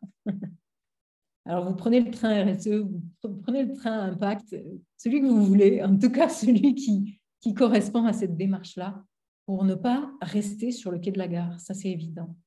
Et même en ce qui concerne le business de nos entreprises. Et effectivement, quand vous allez répondre aux attentes de vos parties prenantes, finalement, vous allez anticiper les directives réglementaires, puisque vous allez faire de la veille réglementaire, notamment sur la CSRD, la Corporate Sustainability Reporting Directive. Alexandre, est-ce que ça, c'est un sujet que vous évoquez au sein de Castres Mazamet Technopole? Alors, il y a des choses qu'on évoque en partie. Il y a des choses qui tiennent aussi un peu plus à l'actualité.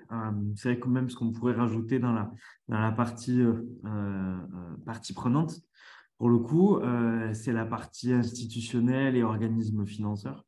C'est vrai qu'il y a pas mal de mutations là aussi. Et je pense notamment à la partie région Occitanie. On en a déjà parlé aussi, Anne-Laure, vous et moi.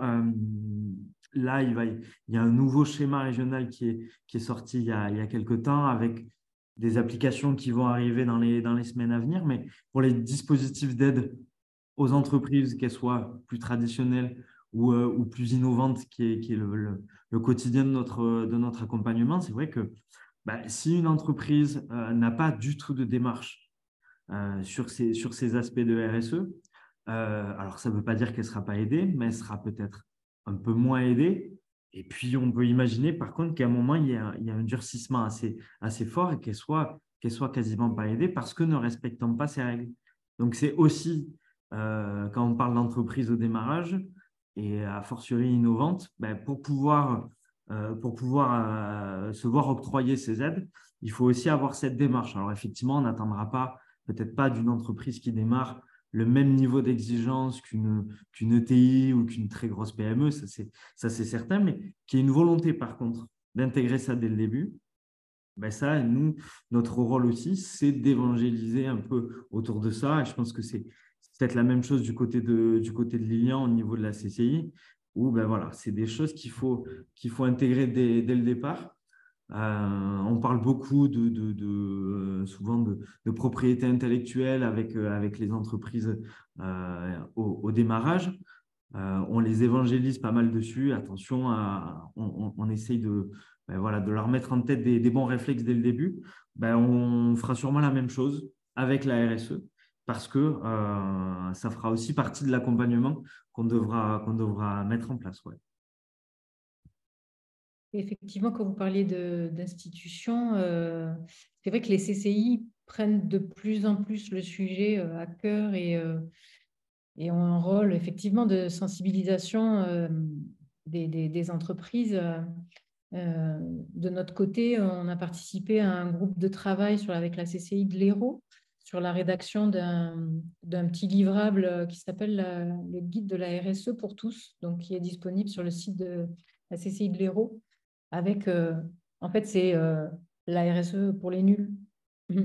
Mais au final, il y a l'essentiel et ça permet, quelle que soit la taille de l'entreprise, de comprendre de quoi il s'agit. Et comment aussi trouver des aides, parce que c'est souvent la question qui est posée, quelles aides est-ce qu'on peut avoir pour entrer en démarche RSE? Alors, j'en appelle aux institutions pour pouvoir un jour afficher une aide qui soit spécifique RSE, voilà, s'il y a un appel à faire.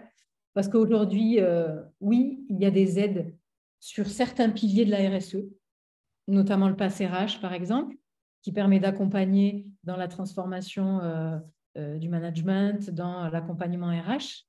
Donc, la RSE peut rentrer dedans. Des aides sur la transition écologique, sur l'achat de voitures électriques. Alexandre, vous connaissez tout. Voilà, c'est plutôt vous l'expert sur ce sujet-là. Mais voilà, c'est plutôt des aides qui sont selon les piliers de la RSE, mais à aucun moment sur la globalité. Mais voilà. Ouais. Ouais, on attaque par petits bouts, mais au final, ça va quand même plutôt dans le bon sens et les aides seront orientées vers cet objectif-là. En tout cas, ça n'empêche pas BPI France de demander des questionnaires RSE pour les octrois de prêts de financement des startups même et des entreprises. BPI France a aussi un dispositif d'accompagnement au niveau du bilan carbone. Ouais. C'est sûr. Avec le DIAG Décarbonation. Décarbonation. Et il faudra vérifier aussi en termes d'accompagnement RSE, il va être mis en place grâce à BPI France un accompagnement qui sera pris en charge. Mais dans ces cas-là, voilà, c'est eux qui pilotent l'accompagnement. Ouais. Donc, vraiment aussi, je vous invite, quelle que soit la taille de l'entreprise, à vous intéresser à cette CSRD, où on voit vraiment que là, c'est au niveau de l'Europe que ça va se passer et pas que au niveau des grandes entreprises, que demain, c'est vraiment le terme anticipation qui a été donné.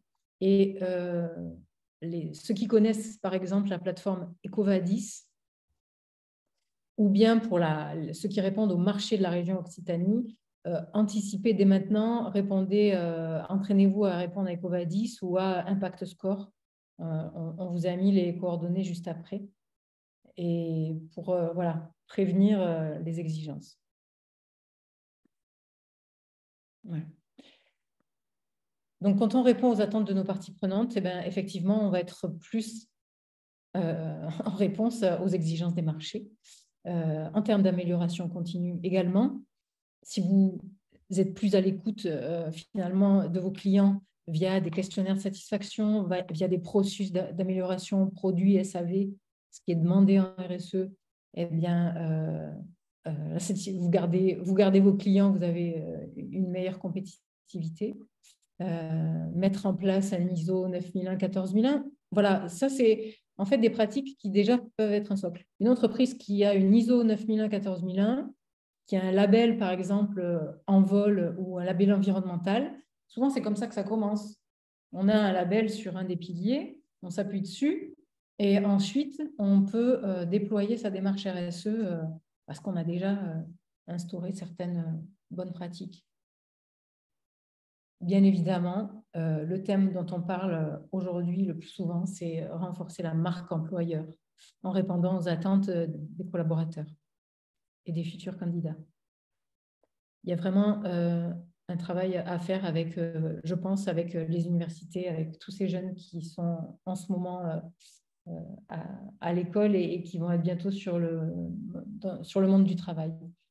Donc, ce que vous disiez, l'amélioration de sa cotation bancaire, effectivement, et la réponse, évidemment, aux attentes en matière d'engagement RSE des donneurs d'ordre dans le cadre de leur plan de vigilance. Très rapidement, focus réglementaire. Première loi 2001 avec la loi des nouvelles régulations économiques, où on voit bien que l'accélération, la mondialisation de l'économie a des conséquences très délétères sur l'environnement et sur l'humain. Donc, tous les pays se regroupent pour définir les objectifs de développement durable, mais aussi pour commencer à un peu serrer la vis aux grandes entreprises, donc en les obligeant à publier un rapport annuel de données sur les conséquences sociales et environnementales de leurs activités. Cependant, on s'aperçoit que ce rapport, eh ben, il n'y a pas de sanctions, il n'y a pas de vérification. Donc, on va un peu plus loin. En 2014, on exige des entreprises de plus de 500 salariés et selon différents chiffres d'affaires, de publier une déclaration de performance extra-financière. Donc, où elles vont diffuser leurs informations sociales, sociétales et de gouvernance et vérifiées par un organisme tiers indépendant. Voilà. Donc là, on peut se dire, oui, ça ne concerne que les grandes entreprises. Sauf que là, la directive CSRD, attention, elle introduit des exigences de déclaration plus détaillées en matière de durabilité, en fonction des facteurs environnementaux, sociaux, de gouvernance. Tout n'est pas encore validé. Ils attendent le mois de juin 2023 pour savoir exactement les indicateurs qui vont être demandés.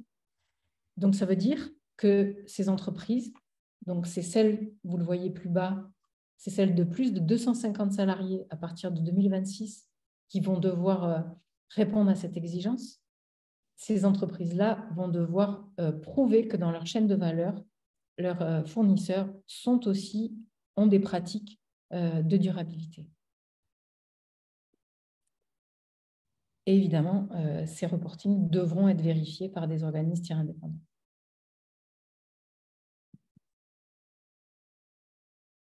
Et pour terminer, pratiquement, j'avais envie de vous donner quelques phrases de retour de dirigeants, de responsables RSE. Je me permets de répondre juste à la question. Effectivement, l'ISO 26000 n'est pas certifiable. Tout à fait, elle n'est pas certifiable. Ce sont effectivement uniquement des lignes directrices qui sont à l'origine des labels, effectivement. Contrairement à une ISO 9001, 14001. Ouais. Certains dirigeants, voilà, j'ai capté certaines phrases en disant l'engagement de la gouvernance est essentiel. Excusez-moi, il y a une faute, mais l'engagement de la gouvernance en RSE est essentiel. Donc ça, c'est vraiment quelque chose à retenir. Le partage de la vision avec l'ensemble de l'entreprise prend du temps. Effectivement, du moment que le dirigeant ou la dirigeante souhaite, voilà, a pris sa boussole, est devenu société à mission, c'est comment est-ce que je le diffuse, comment est-ce que je communique en interne, comment je mobilise les équipes. Parce qu'une démarche RSE est réussie du moment où les équipes sont aussi engagées. Et il y aurait une question à se poser. Est-ce que le greenwashing ne serait-il pas inhérent en début de démarche? Ça, c'est un peu un pavé dans la mare, mais c'est une réalité. Et agir par des actions concrètes en matière sociale engendre la marque employeur et non le contraire. Ça veut dire ne faisons pas de la marque employeur un concept marketing qui n'aurait que des conséquences délétères en final. Voilà. Est-ce que vous auriez des réactions par rapport à ces réflexions de dirigeants et dirigeantes d'entreprises déjà engagées?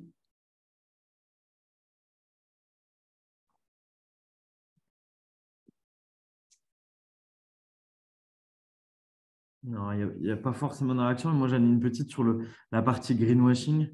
Je pense qu'effectivement, peut-être que pour lancer et pour mettre le pied à l'étrier, pourquoi pas effectivement comment dire, monter un petit peu en épingle ce qu'on fait. Si ça permet effectivement à l'entreprise de se dire par rapport à des communications où j'ai un peu monté en épingle mes actions, j'ai vu qu'il y avait un retour, ça me motive d'autant plus à poursuivre. Donc à la limite, en essayant d'avoir une approche peut-être un peu plus pragmatique, moi je ne suis pas forcément gêné au début. Par contre, il faut effectivement que l'entreprise réalise exactement ce qu'elle fait et que ça ne soit pas juste du bullshit. Mais je suis assez, pour moi, je suis assez d'accord, hein. Ça peut être inhérent à la démarche de RSE au début. Ouais. Le greenwashing, pour vous, est-ce que c'est clair en termes de définition? Si vous avez des exemples peut-être de greenwashing?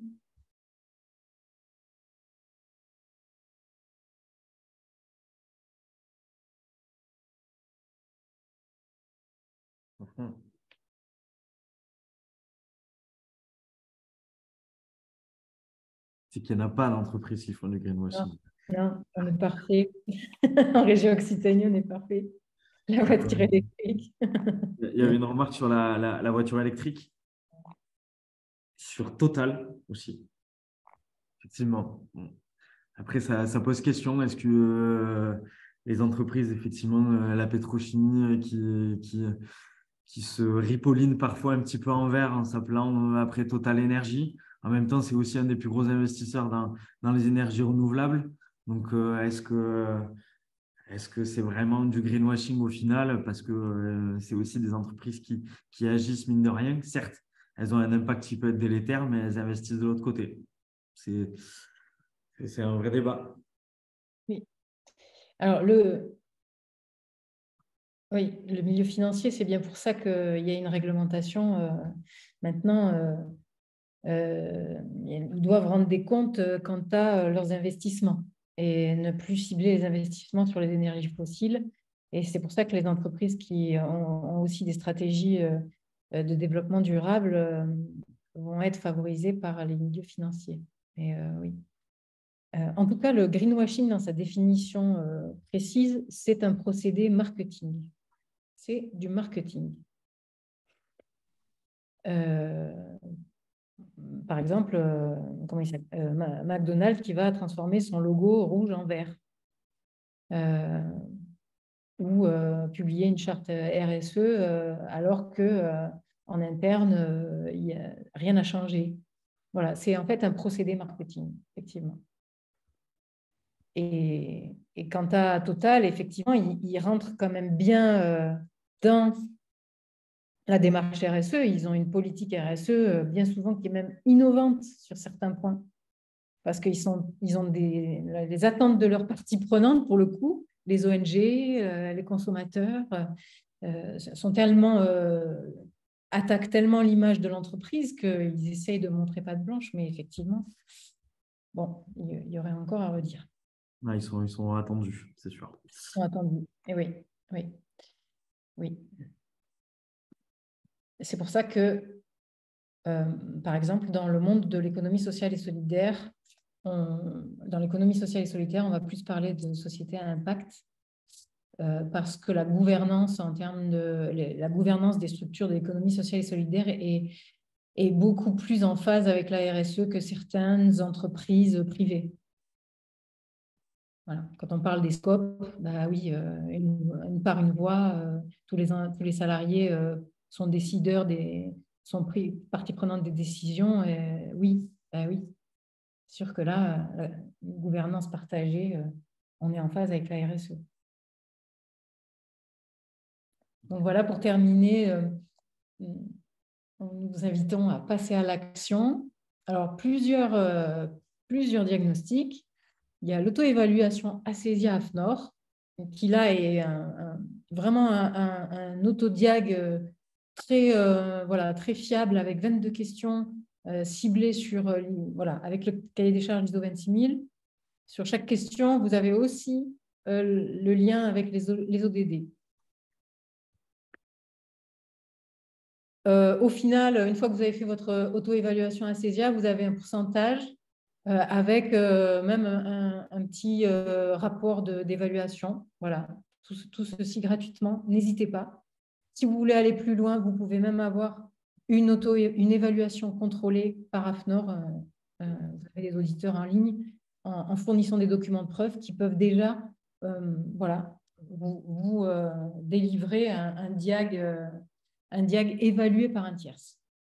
Il y a le diagnostic Flash-Lucie qui concerne plus la responsabilité sociétale des organisations, donc pour toutes les associations, les petites structures.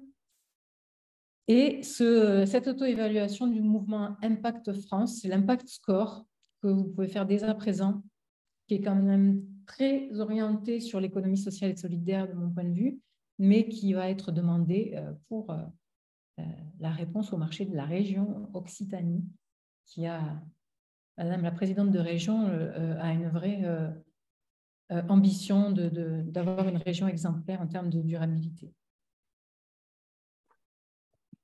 Exactement. Bon, c'est un peu long à remplir, mais effectivement, c'est assez exhaustif. Il y a des grosses boîtes qui y répondent, des belles startups aussi. Donc, ça vaut le coup de prendre un peu de temps dessus, très honnêtement. Donc, c'est des bons diags.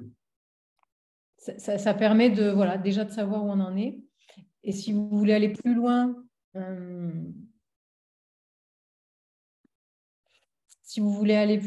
sur avoir un tierce qui vient vérifier votre démarche RSE pour qu'elle soit rendue crédible au final, pour que dans vos marchés, vos réponses à appel d'offres auprès des acteurs financiers, vous soyez encore plus crédible. Vous pouvez aller chercher un label généraliste ou sectoriel RSE. Là, je vous les ai mis. Nous les avons sur la plateforme RSE Occitanie, tous référencés sur le lien, là, avec comment les obtenir. Les 3 principaux, vous avez Lucie 26 000, d'ailleurs, qui est partenaire avec la CCI sur le label Envol, label qui est un label environnemental. Vous avez Engagé RSE AFNOR, qui se couple avec un… Quand vous avez RSE engagé, vous avez aussi Responsabilité Europe 2 en 1, qui est un label qui est à visée européenne. Donc là, il est un peu, voilà, il est assez solide et assez structurant. Bicorp qui s'est effacé, je suis désolée. Je le remettrai. Bicorp, qui est un questionnaire en ligne de 250 questions, qui est assez, voilà, assez costaud. Mais vous n'avez pas d'auditeurs qui viennent sur site, donc c'est uniquement un questionnaire en ligne.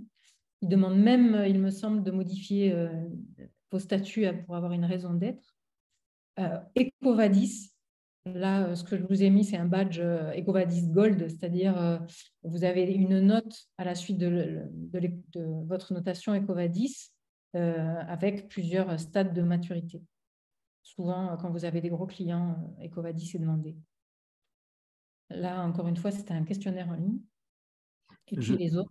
Je vous coupe, Anne-Laure, parce qu'on se rapproche, on a même un tout petit peu dépassé midi. Je vous laisse poursuivre par la suite sur la partie label. Juste, je vous transmets un petit questionnaire de satisfaction. Voilà, maintenant, on met ça en place après chaque atelier. Donc, je vous le mets ça dans le chat et je vous laisse y répondre même après le webinaire, mais je vous laisse continuer, Anne-Laure. Et je termine sur ça. Voilà, vous avez donc les labels sectoriels selon votre activité qui peuvent être pertinents puisque calés sur un référentiel qui est plus en phase avec vos enjeux sectoriels. Et puis les labels thématiques, si vous êtes dans le monde du numérique responsable, vous pouvez aussi aller sur les labels d'achat responsable ou de qualité de vie au travail si l'enjeu de marque employeur est très fort. Great Place to Work, par exemple. Voilà. Et comment est-ce que je choisis mon label? Eh bien, je fais un benchmark sectoriel des entreprises qui sont labellisées dans mon propre secteur. Je suis aussi en éveil sur les attentes de mes parties prenantes. Effectivement, le prix est aussi un critère de choix pour les entreprises. Il y a les labels avec vérification, avec auditeur sur site sont parfois plus coûteux, mais en même temps plus fiables et selon vos valeurs aussi. Voilà. Je vous remercie beaucoup pour votre attention et je suis à votre disposition si vous avez des questions par ailleurs. Non.